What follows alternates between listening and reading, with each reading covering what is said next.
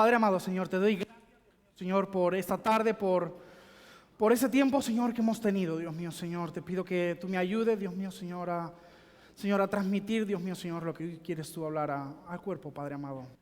Te doy gracias, mi Dios, por ser una herramienta, Dios mío, en tus manos. En el nombre de Cristo Jesús. Amén. ¿Cómo estáis? ¿Es bien? ¿Todo ok? ¿Sabéis que la mayor parte, el 99% de las veces que decimos todo bien, todo ok, sabéis que es mentira, ¿no? Es una mentira cruel, es una mentira, pero con todas las palabras, o sea, no tiene vuelta de hoja, estamos mintiendo como bellacos. Muchas veces lo hacemos por no preocupar, a lo mejor, o porque a la otra persona, sinceramente, pensamos que no le importa nada nuestra vida. Pero no deja de ser una mentira porque muchos de nosotros pasamos por cosas y queremos hacernos ver y queremos hacer ver a los demás que todo está bien, que no tenemos ningún tipo de problema, ¿no? Y mira, yo trato mucho con Samuel. Servimos en muchas áreas juntos y estoy muy contento de tenerlo y ese tratar con él pues lleva a más confianza, lleva a conocernos mejor el uno al otro, ¿no? Y yo siempre, cuando lo veo, porque lo veo y le digo, ¿cómo estás? Sabiendo cómo está ya. Y él me dice, todo bien. Y yo le digo, eres un mentiroso. Digo, eso es una burda mentira. Hay un libro que leí que dice, los que habléis con palabras sois unos mentirosos. Y se lo digo desde el cariño, porque me gusta que sea ahora que pueda contar conmigo, ¿no? Y siempre he pensado, ¿no? Una cosa ¿se oye? Es que se pierde a veces. Yo siempre he pensado que hay que tenerle muchísimo miedo al cristiano al que todo le va bien en la vida. A un cristiano que realmente que dices, no, de victoria en victoria, no hay ningún problema. Aléjate o abrázalo y dale, hermano, vuelve al Señor, de verdad, porque nunca vivir al lado de Dios ha sido un camino de rosas. Ha sido siempre un camino de pruebas, pero Él no nos prueba nunca más allá de donde podamos soportar. Dice en Juan 16:33, estas cosas os he hablado para que en mí tengáis paz. En el mundo tendréis aflicción, pero confiad, yo he vencido al mundo. No dice que vayamos a ser felices, que vayamos a estar saltando la comba todos los días, dice que vamos a tener aflicción. Pero también nos dice que vamos a tener paz.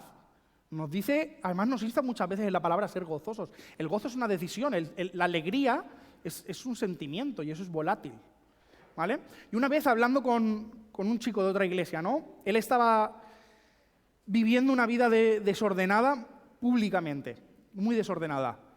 Yo nunca me meto en este tipo de cosas, más cuando es alguien de otra iglesia, pues tiene sus líderes, tiene sus pastores, y yo nunca me veréis entrar a machete con alguien porque creo que no es mi decisión. Si Dios me hablará, pues sería, pero Dios ha establecido unos pastores, ha establecido unos líderes, y de ellos son los fregados, por así decirlo. Y él estaba viviendo y yo hablaba con él normal, ¿no? Y como que lo veía que quería sacarme el tema, ¿vale?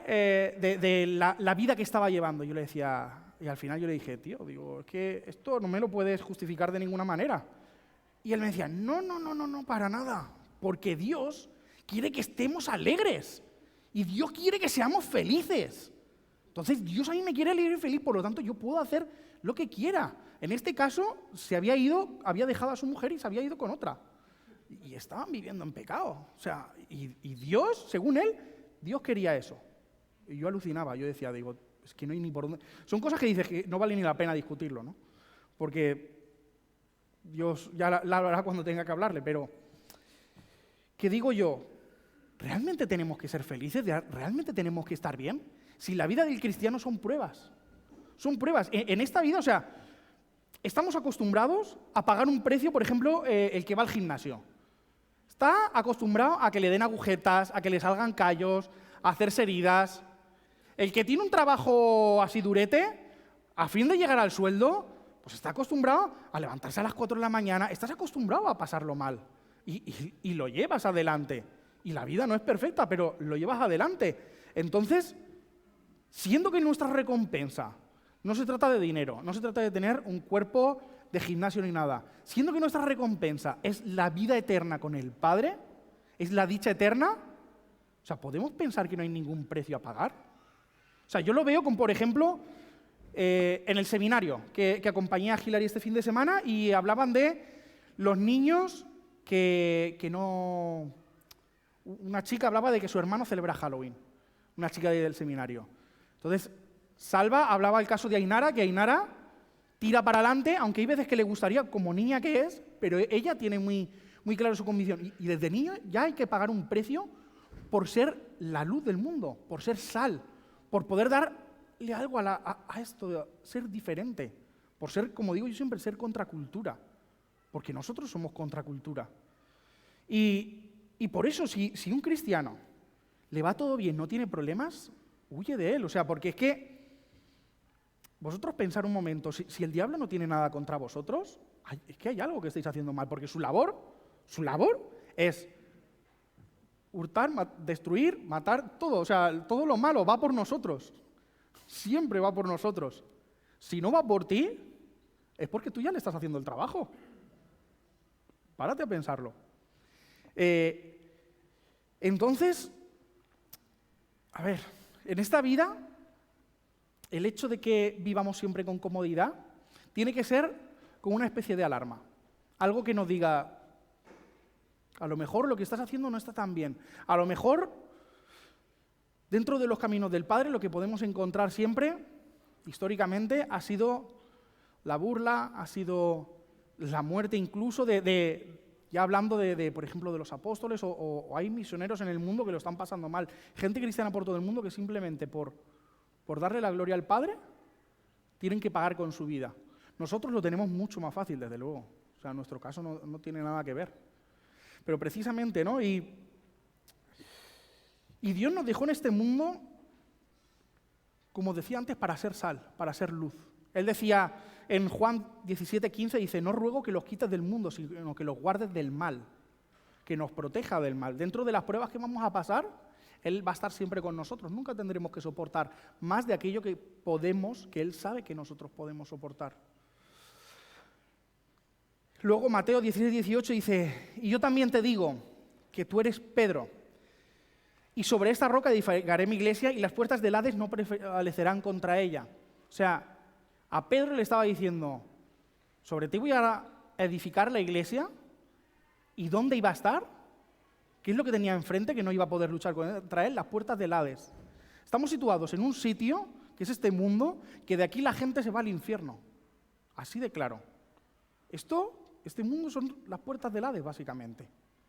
Todo lo que pasa ya de aquí, que no está con Dios, se va al sufrimiento eterno. Y entonces, dentro de todo esto, yo quería contaros una historia, ¿vale? Referente al hecho de estar mal.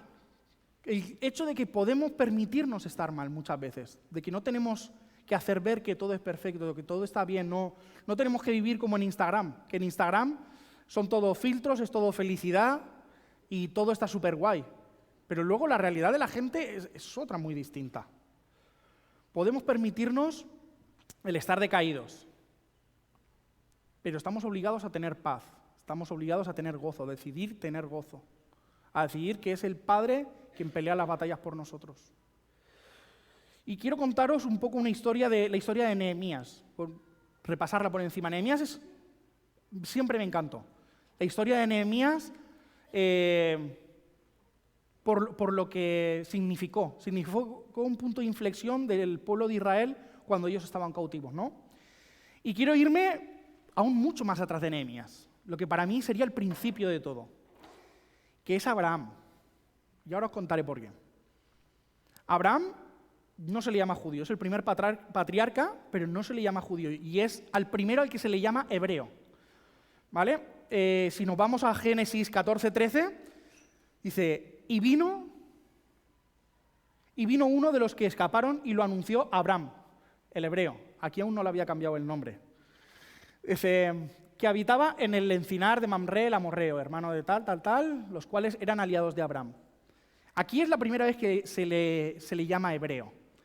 Y era porque él había hecho ya algo que le había dado ese nombre. En Génesis 12:1 dice, este versículo lo conocemos todos, dice, pero Jehová había dicho a Abraham, vete de tu tierra y de tu parentela y de la casa de tu padre a la tierra que te mostraré. Vale. Le dice que se vaya de su tierra. ¿Sabéis cuál era su tierra? Su tierra era Caldea. Era Abraham de los caldeos. Y le dijo, salte de todo esto, ¿vale? A otro lugar, que yo te voy a decir cuál es. Ese lugar, que era Caldea, estaba atravesando el Éufrates, que era un río. Entonces, para poder irse de su tierra hasta la tierra que Dios le mostró, él tuvo que cruzar el río. Y hebreo significa cruzar, no tiene más misterio. ¿Vale? La raíz de la palabra hebreo significa cruzar. Y lo sacó de una tierra que posteriormente, este nombre os sonará más, se convertiría en Babilonia. El ejército babilonio, el imperio babilonio, surge de la tierra de Caldea. Era una tierra donde se adoraban a muchos dioses, donde se practicaba la adivinación, se veneraba la magia y se hacían sacrificios de niños, por ejemplo. De allí lo sacó Dios. Lo sacó en mitad de todo el mal, de en mitad de la idolatría, a un sitio apartado. Él lo escogió para formar una nación que sería la nación escogida. Por eso, años más tarde, cuando los judíos se convirtieron en un pueblo grande, ellos siempre tenían la costumbre de liarla, ¿no? Cuando Moisés sube, les dice, oye, quedaros aquí, yo me subo un momento a hablar con Dios allá al monte, y cuando baja ya se habían hecho una estatua de oro y ya la estaban adorando. Ellos eran así de majos, no podían, no sé. En fin, y constantemente ellos se desviaban detrás de dioses ajenos, querían las costumbres de los demás pueblos, teniendo a un Dios que los había sacado de esclavitud, que les había dado todo, que había hecho grandes milagros en ellos solamente querían volverse al estiércol. Es como el cerdo que tú lo lavas y el cerdo, tal como lo lavas, se vuelve a ir al lodo y a la caca. Así, pues ellos hacían eso, o sea, no podían evitarlo. Y hubo un momento en el que Jehová, mediante los profetas, les dijo, pues bueno, vais a ser cautivos y demás. ¿Dónde fueron cautivos? Se los llevaron a Babilonia. Dios que los había escogido para ser el pueblo apartado, para ser el pueblo escogido por Dios, los sacó de la promesa que les había dado y los devolvió a sus orígenes. Para mí Babilonia tiene mucho más sentido así. Los devolvió a aquello de donde tenían que haber salido, a aquello de donde no tenían nunca que haber vuelto. Su pecado los hizo retroceder, literalmente. Y se encontraron presos en mitad de un pueblo que no era el suyo, obligados a adorar a un Dios que no era el suyo y haciendo cosas que sabían que no debían. Y aquí surge la figura de Nehemías. Nehemías, voy a leer un poquito por encima. Nehemías 1 empieza... Palabra de Nehemías, hijo de Acalías. Aconteció en el mes de Quisleu, en el año 20, estando yo en Susa, capital del reino, que vino Hanani, vaya nombres, uno de mis hermanos, con algunos varones de Judá, y les pregunté por los judíos que habían escapado y que habían quedado de la cautividad y por Jerusalén. Y me dijeron, el remanente, los que quedaron de la cautividad allí en la provincia, están en gran mal y afrenta, y el muro de Jerusalén derribado. Una ciudad antiguamente sin muro, en una ciudad expuesta a todo tipo de peligros, a todo tipo de pueblos invasores. Derribado. Y sus puertas quemadas a fuego. Cuando oí estas palabras me senté y lloré e hice duelo por algunos días. ¿Se quedó ahí? ¿Se quedó revolviéndose en su porquería? No, dice que y ayuné, lloré delante del Dios de los cielos, al único al que podía acudir. En mitad de todos los problemas. Sabía que ese era el lugar en el que podía sentirse seguro. Pasamos al 7. Dice, en extremo nos hemos corrompido contra ti y no hemos guardado los mandamientos, estatutos y preceptos que diste a Moisés tu siervo. Acuérdate ahora de la palabra que diste a Moisés tu siervo, diciendo, si vosotros pecareis, yo os dispersaré por los pueblos. Pero si os volviereis a mí y guardareis mis mandamientos y los pusiereis por obra, aunque vuestra dispersión fuere hasta el extremo de los cielos, de allí os recogeré y os traeré al lugar que escogí para hacer habitar allí mi nombre. Sucedió en el mes de Nisán, en el año 20 del rey Artajerjes, que estando ya el vino delante de él, tomé el vino y lo serví al rey. Y como yo no había estado antes triste en su presencia, me dijo el rey, ¿por qué está triste tu rostro? Pues no estás enfermo, no es esto sino quebranto de corazón. Entonces temí en gran manera y dije al rey, para siempre viva el rey. Como no estará triste mi rostro cuando la ciudad, casa de los sepulcros de mis padres, está desierta y sus puertas consumidas por el fuego. Me dijo el rey, ¿qué pides? Entonces oré al Dios de los cielos. Ni siquiera en ese momento en el que había una brina de esperanza, se quiso adelantar y puso su mirada nuevamente en el Dios de los cielos que le había brindado esa ocasión. El copero del rey, aunque él fuera una persona que estaba deportada, lo que hicieron los babilonios fue llevarse a las clases principales de Israel. O sea, ellos cogieron y a las clases altas, gobernantes, políticos, reales,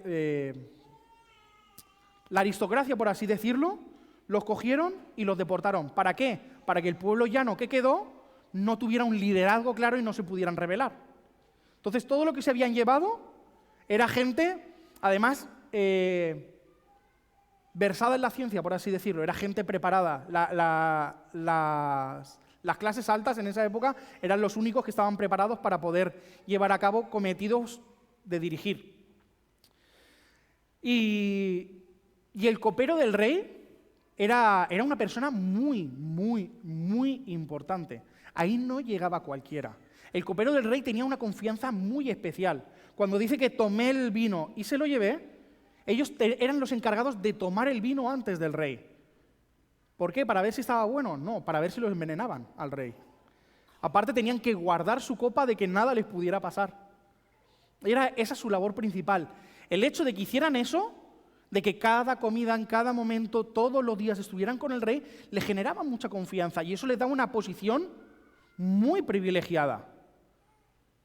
Y eran mucho más importantes muchas veces que muchos gobernadores, porque les generaba influencia con todo el mundo ya a nivel del país en el que estaba, sino de fuera, eran conocidos.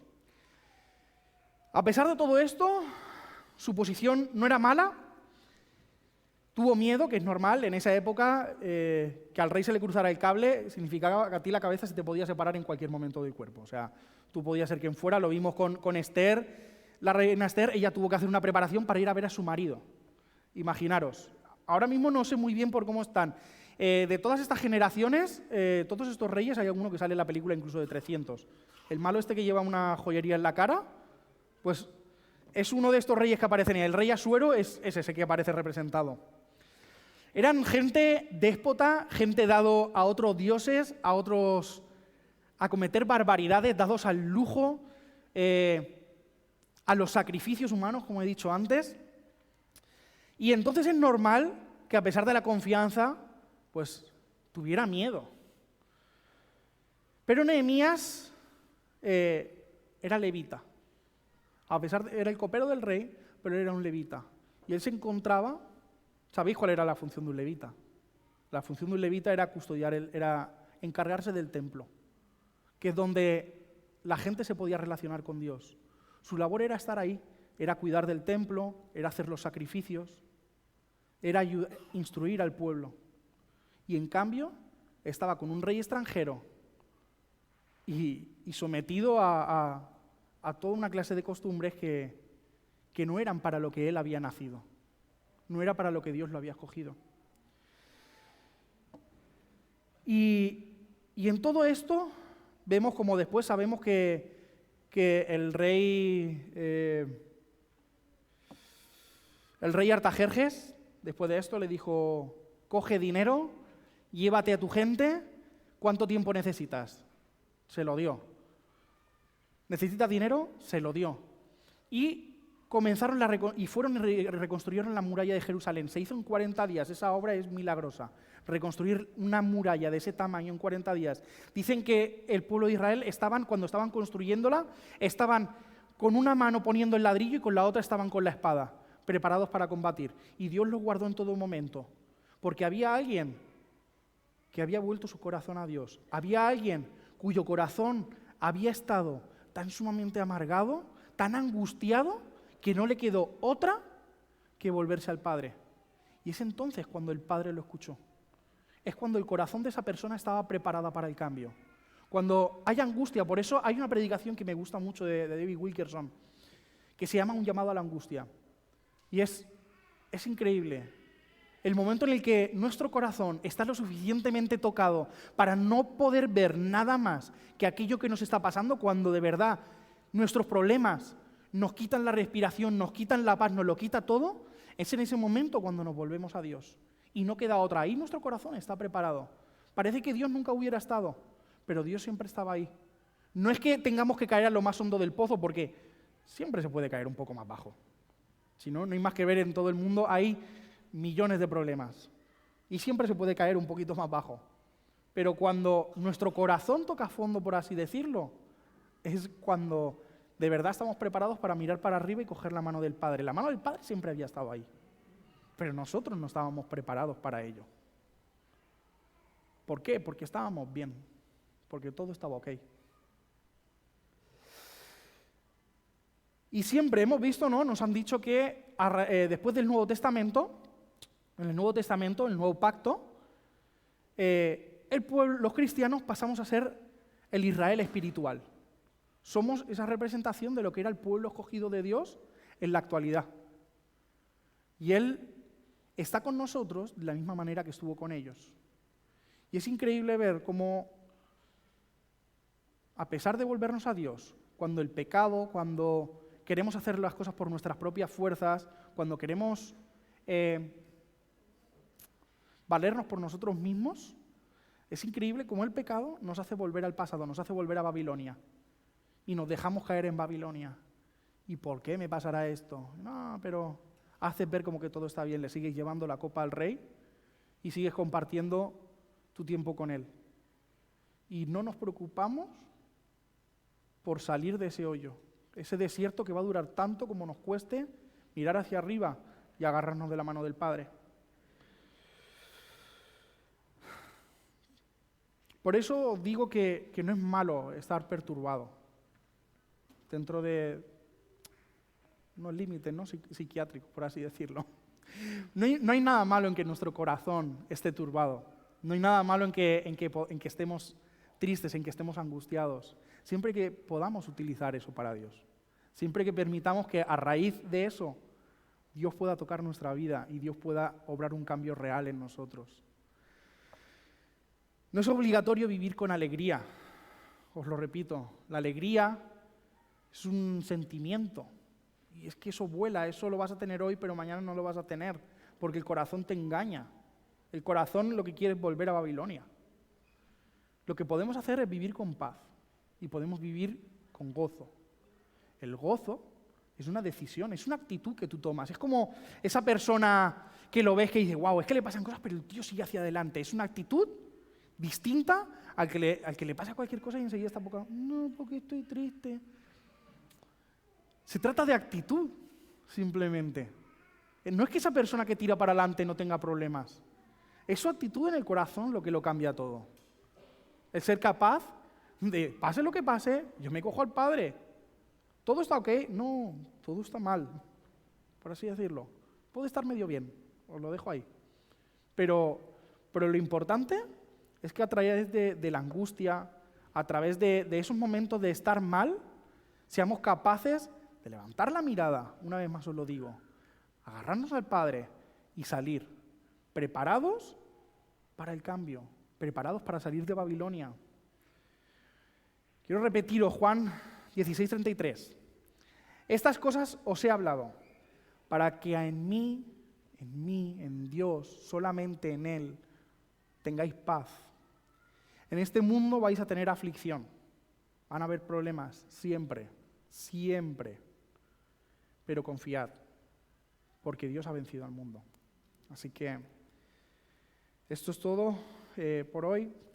Os doy las gracias por haberme escuchado y a los que nos están siguiendo podréis volver a conectar con nosotros este domingo a las 11 de la mañana. El sábado no tendremos reunión de jóvenes, vamos a un campeonato que con la ayuda de Dios ganaremos otra vez y nos traeremos la copa. Así que muchas gracias y recordad que valéis mucho para Dios.